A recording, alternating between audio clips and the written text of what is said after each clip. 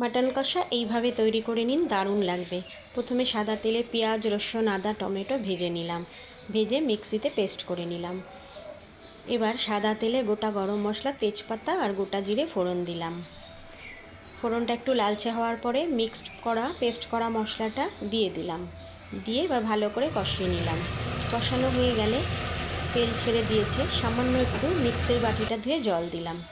এবার দিয়ে দিচ্ছি হলুদ গুঁড়ো, লঙ্কা গুঁড়ো, সামান্য নুন, কারণ নুন আগেই দেওয়া ছিল, আর স্বাদ মতো চিনি দিয়ে মশলাটাকে আবার ভালো করে কষিয়ে নিলাম।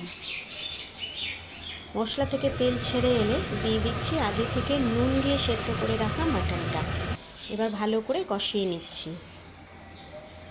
কষানো হয়ে গেলে এবার দিয়ে দেবো একটা ভাজা মশলা। এটা 7 রকম মশলা দিয়ে তৈরি করা। তো ভাজা মশলাটা দিয়ে আরও কিছুক্ষণ নেড়ে নিয়ে এবার দিয়ে দিলাম মটন সেদ্ধ করা স্টকটা। এবার এটা দিয়েও কিছুক্ষণ হতে দেব। এবার নামাবো, তার আগে দিয়ে দিলাম গুঁড়ো গরম মশলা। তো বন্ধুরা, মাটন কষাটা কেমন হয়েছে জানিও, আর এভাবেই তৈরি করে নিও, স্বাদ সুন্দর।